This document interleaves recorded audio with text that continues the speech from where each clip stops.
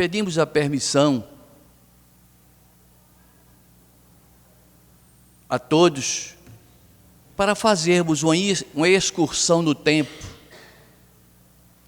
para voltarmos a aproximadamente 2000 anos atrás e criarmos na tela mental aquela imagem do Cristo acompanhado dos seus apóstolos, fazendo suas preleções mais belas,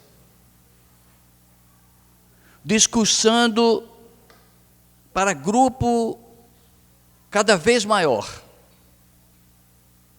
sem se utilizar dos recursos que nós conhecemos, do microfone, do alto-falante, do amplificador. Ele falava ao ar livre, e a sonoridade de sua voz espalhava-se, era levado pela corrente do ar, por processos magnéticos, e atingia em cheio os corações dos seguidores, que ansiavam obter de sua fala palavras de consolação para as suas amarguras, para seus sofrimentos. É bem verdade que muitas vezes ele discursava e muito do que ele dizia não era compreendido sequer pelos apóstolos, que posteriormente iam tirar as dúvidas com o mestre. Mas naquele dia ensolarado, belo, em que as pessoas se acomodavam na grama, ele abre a sua boca e transmite o sermão dos mais belos que nós conhecemos na terra, o Sermão do Monte. Bem-aventurados os pobres de espírito, porque deles é o reino dos céus. Bem-aventurados os mansos, porque herdarão a terra. Bem-aventurados misericordiosos, porque alcançarão misericórdia. Bem-aventurados que choram, porque serão consolados. Bem-aventurados que forem perseguidos, humilhados. Bem-aventurados os puros de coração, porque verão a Deus face a face.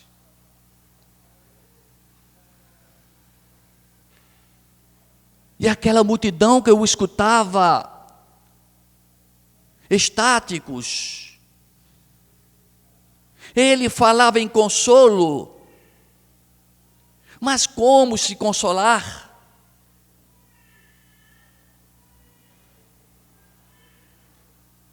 Como se conformar com o sofrimento e a dor, se eles eram perseguidos, massacrados pelos romanos?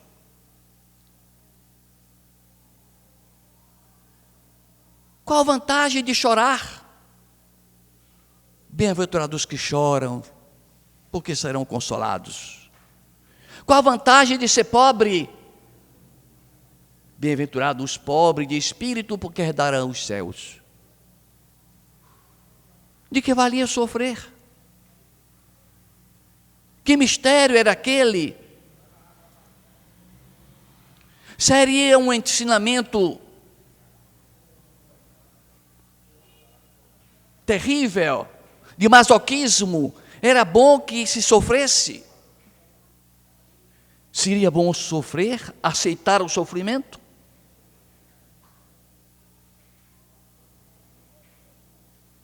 A princípio pensavam que ele vinha libertar do jugo romano. Depois chega à conclusão que não era essa a sua tarefa na terra. E buscaram-no para ter alívio das dores físicas, nas curas que ele fazia.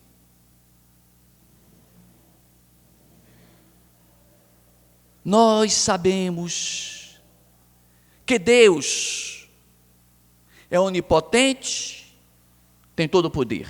Onisciente tem todo o saber. Onibenevolente tem toda a bondade.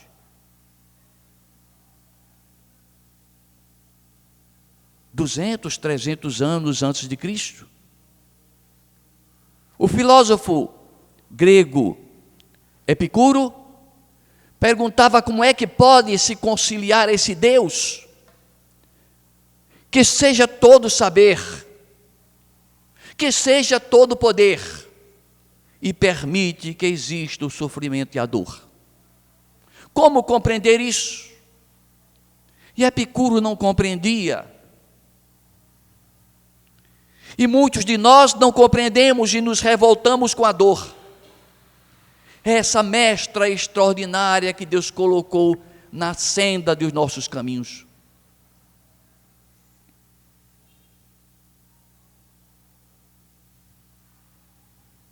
Infelizmente, nós temos visto pessoas não suportarem as dores das mágoas, das tristezas emocionais, dos desencantos, as dores das amarguras mais profundas, e chegarem ao doloroso fim do suicídio. Sem compreenderem que Deus, que é todo saber, só manda o fardo para cada um de nós, dentro de nossas forças, para carregá-lo. Já dizia Lacordaire, o dominicano francês, que nos nossos ombros Deus só coloca fardo compatível com nossa resistência moral. Mas e por que as pessoas, algumas, não suportam e acham que é desesperador o seu problema? Por falta da vigilância e da oração. Bem-aventurados que choram porque serão consolados. Por que não procurar o consolo em Jesus? O refúgio de nossas almas nos momentos mais difíceis chama-se o Mestre Nazareno. Que não procura Deus dividir com o Criador seus problemas, mergulhando dentro de si mesmo, ampliando as suas dificuldades íntimas, por desconhecer os desígnios magnânimos do Pai.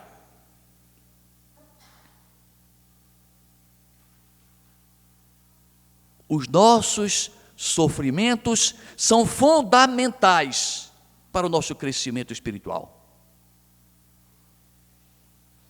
Podemos até dizer a todos que aqui se encontram e que se sintam neste momento infelizes ou sofredores, dizer parabéns, meus irmãos, parabéns. Porque todos que estão sofrendo, todos que estão amargurados, são aqueles que estão pagando contas, estão quitando débitos, estão se libertando espiritualmente. E todos aqueles outros que batem no peito e dizem que não sentem enfermidade alguma, que não precisam de religião nenhuma, e que vive fazendo exercícios físicos para ter o corpo escultural, que se divertem, que bebem, que jogam, que usam e abusam do sexo, que não tem regras de limites. Para esses, nós pedimos orações. porque eles estão acumulando débitos para serem pagos depois. Porquanto as nossas aflições têm duas origens principais. As causas presentes, as causas atuais, que são aquelas provocadas por desleixo nosso, por nós não nos preocuparmos com nossa saúde física, com a nossa saúde mental, com a nossa saúde moral.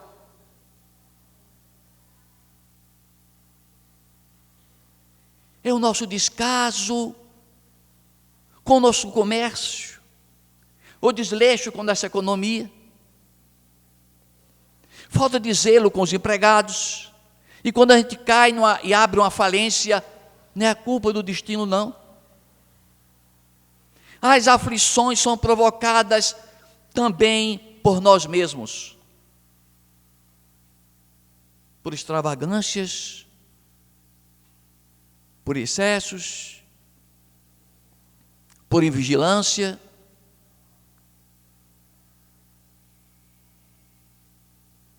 Mas também existem aqueles sofrimentos cujas causas são desconhecidas por nós, que não se encontram na vida atual,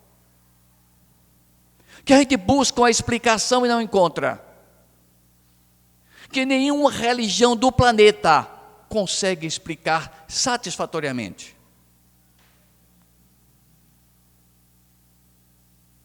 Porque um pai que tem 10 filhos,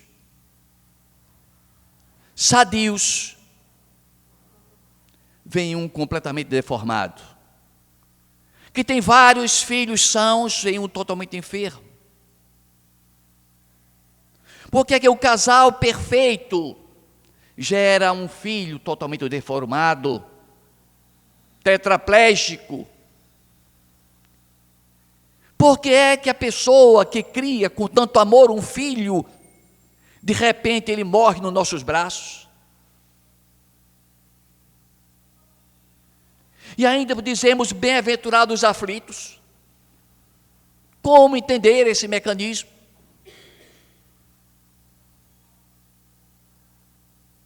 Esse Deus não está vendo que aquele pai, que aquela mãe está sofrendo? Aquele dono do lar, que mantinha os filhos bem alimentados e que morre acidentalmente, e que a família passa a viver na miséria. Essas questões que estão como causas anteriores de outras vidas, só a doutrina espírita elucida. É a lei das vidas sucessivas, é a lei da reação. Nós trazemos em nós as nossas tendências e aptidões, e sofremos. E por que sofremos? Porque queremos ser aquilo que nossos pais disseram que nós éramos. Os pais nossos nos criaram como anjos. Meu anjinho querido, é a nossa vontade é morder, é chutar, é agredir, é jogar pedras. Mas fomos criados sendo tratados pelos pais como os melhores filhos do mundo. E a gente começa aquela guerra nossa contra nós mesmos, porque queremos ser melhores e muitas vezes não conseguimos. Bem-aventurados os aflitos, está lá no Evangelho segundo o Espiritismo, capítulo 5. Como é que o aflito será bem-aventurado? Como é que eu vou dizer, olha, fica aí tranquilo, que você está sofrendo, mas é muito bom sofrer? Será que você não precisa ir ao médico? Não foi isso que eu disse, não é isso que o Espiritismo diz. Devemos buscar sim todo o tratamento possível para manter a saúde física, e mental. Mas tem situações que a gente passa que não tem como escapar dessas situações. Parece que o destino marca para a gente passar por aquilo. São provações mesmo.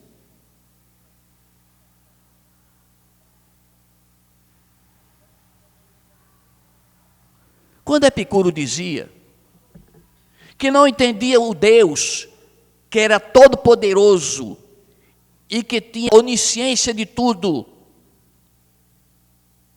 e permitia que houvesse o sofrimento e que isso já tirava dele a qualidade de bom, de benevolente, eu comecei a raciocinar comigo, com os meus botões. E se nós fôssemos deuses por 5 minutos? Vamos dar um tempinho maior, por 5 dias. E nós resolvêssemos tirar o problema da dor. Legal. Zanelis tirou o problema da dor. E alguém vinha reclamar: Zanelis, meu filho, morreu porque ele não sente dor. Ele deu uma topada, caiu o pé fora, o sangue foi todo embora, não sente dor, não percebeu, morreu. A culpa é sua. A dor é nossa amiga, que nos avisa para o cérebro que nós estamos passando com algum problema, interno ou externo. É a campainha que toca, é que dá sinal de alarme. É fundamental a existência da dor para a nossa sobrevivência. Sem ela, nenhum de nós sobreviveria. Nenhum de nós. É um empachamento, é uma cólica, é um reumatismo, é um cansaço na vista, é uma dor de cabeça, é uma dor no pé, seja o que for, são problemas que a gente vai e cuida e resolve o problema biológico. Porque sente dor. A dor existe e é necessária. Mas existe também a dor moral. A dor moral também existe. A gente poderia tirar a dor moral. Pois é. E se nós tirássemos a dor moral, nós íamos criar criminosos, insensíveis, que matavam sem dó nem piedade, seriam serial killers. Seriam guerras uma atrás da outra. Já imaginaram o que é um anjo, o nosso protetor, dizendo: não, deixa ele quebrar aí, deixa ele morrer aí, tem nada não, eu não estou nem aí. Mas o anjo da guarda não é assim, está ao nosso lado, nos protegendo, porque ele é sensível, ele tem sensibilidade, porque do jeito que as sensações físicas de dor, de picada, são transmitidas pelos nervos e acusado, recebido pelo cérebro, as emoções são transmitidas para a nossa alma, que transita pela nossa consciência, que toma conhecimento de alguma coisa errada estamos fazendo no campo da emoção, no campo da emotividade.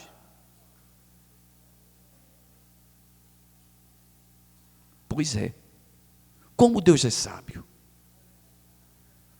Por isso, no livro dos Espíritos, na questão 621, Kardec pergunta: onde está escrita a lei de Deus? A resposta é muito simples: na consciência. Então, se queremos nos libertar do sofrimento de consciência, é vigiar e orar, é fazer o bem.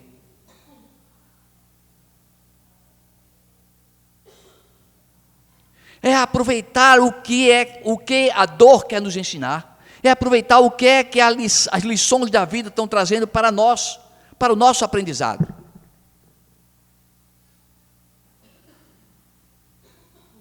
Nós, segundo o psicólogo Henrique Souza, nós temos diariamente, movimentamos diariamente em nós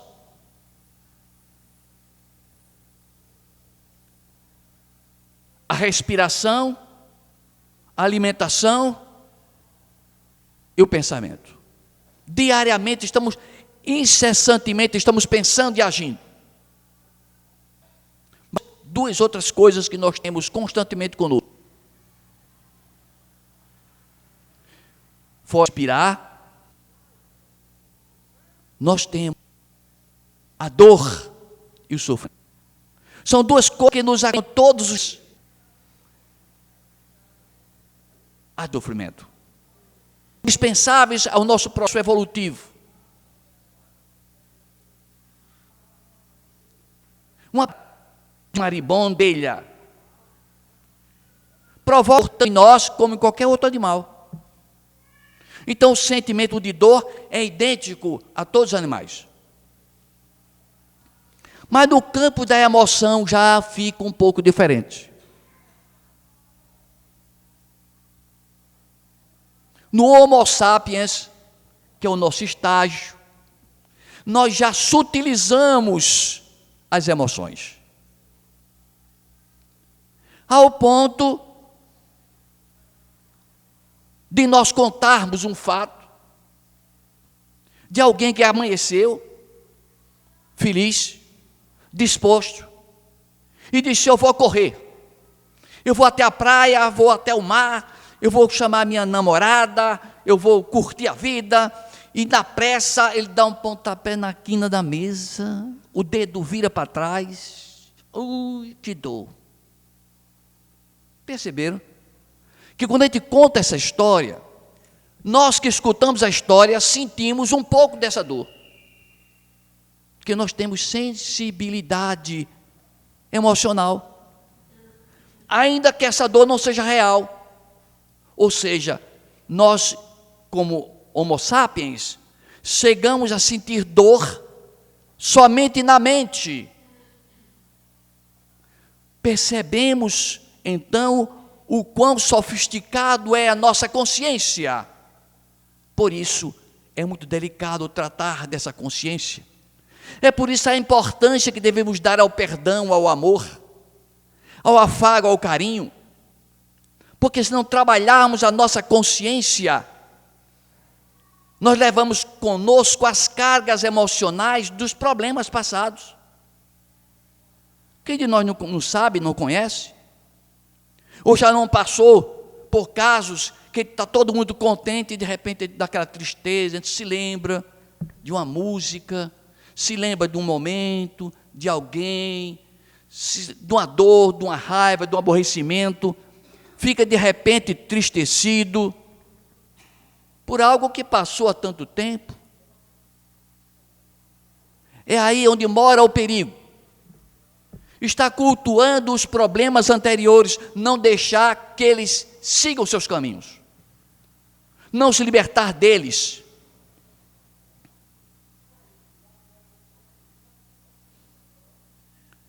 Conta-nos Henrique de Souza,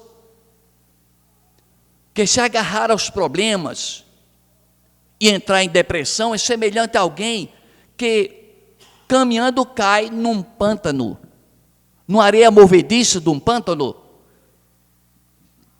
e quanto mais se desespera para sair, mais afunda no pântano. Então não tem solução. Agitar-se não resolve. A solução é acalmar-se, não mexer mais, é procurar deitar-se, dividir o peso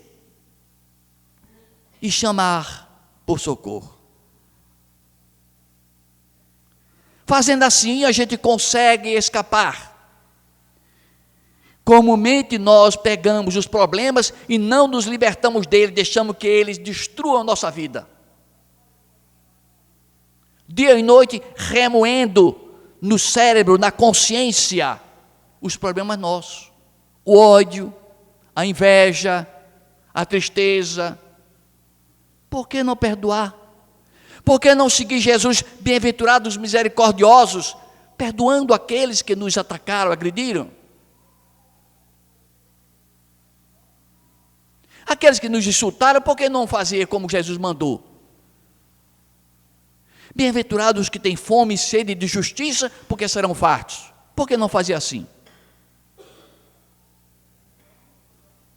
Ah, meus amigos, nós falamos mal da doença e da dor, do sofrimento, dizemos da boca para fora que não gostamos dele, mas gostamos sim. A maior dificuldade nossa é sair do sofrimento, porque a gente gosta de sofrer. A gente adora sofrer. Parece incrível. Tem gente que entra no vício, sofre, perde tudo, perde esposa, perde filhos, perde dinheiro, perde família, perde consciência, e só vai despertar no fundo do poço. Quando está esquelético, quando sobrevive. Parece que a pessoa gosta de sofrer.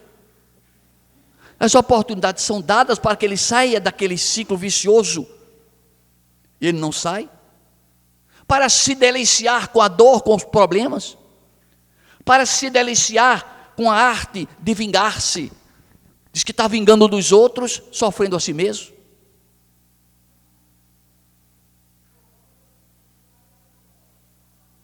O extraordinário orador, Haroldo Dutra, contou certa vez um fato bem pitoresco. Disse ele, um viajante ia nessas autoestradas, avistando um posto de combustível, encostou o carro. E a primeira coisa que ele notou foi um cachorro deitado perto da bomba, gemendo de dor. Ele olhou para um lado, olhou para o outro, não disse nada. Só abastece o carro.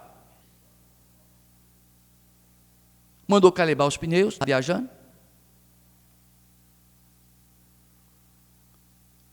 Saiu, foi fazer um lanche.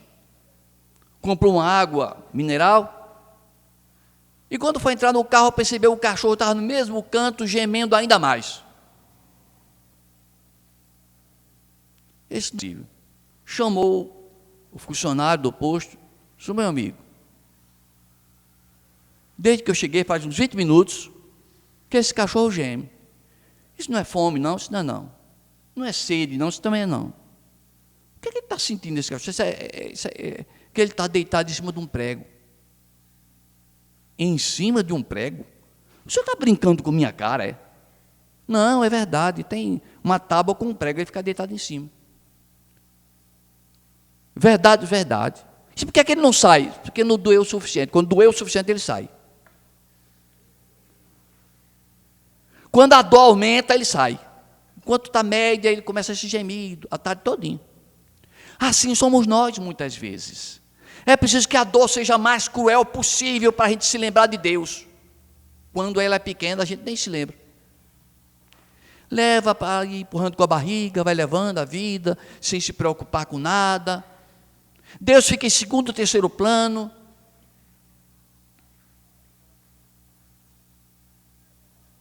O dominicano Lacordaire, ele escreve uma mensagem no Evangelho segundo o Espiritismo que é bem sofrer e mal sofrer.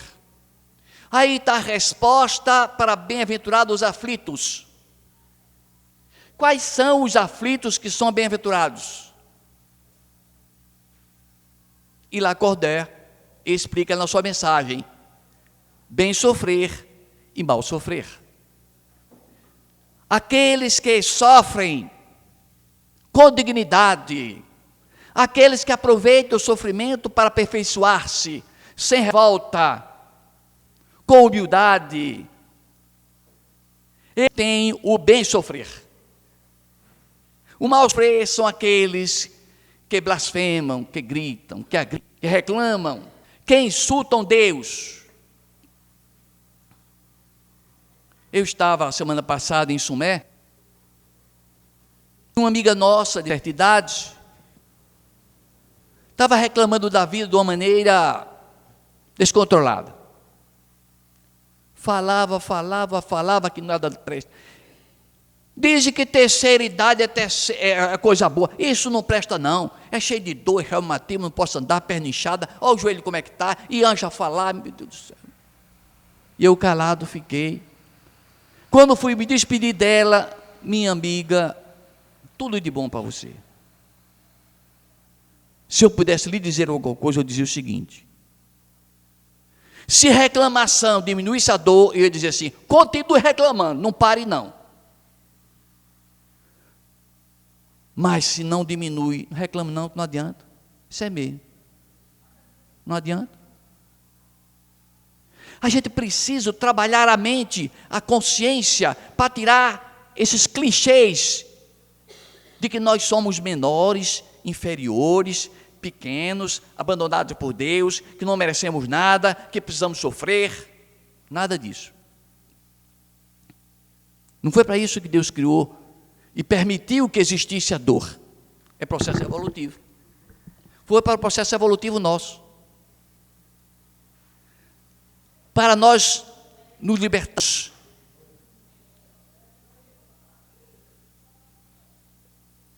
Bem-aventurados os aflitos. Bem-aventurados os aflitos, porque serão consolados. Porque esses aflitos que Jesus se refere, eram aqueles que aproveitavam muito bem o sofrimento. Eram aqueles que, como Lacordaire dizia, tirava a lição e o proveito, o suprassumo daquele ensinamento. Daí a importância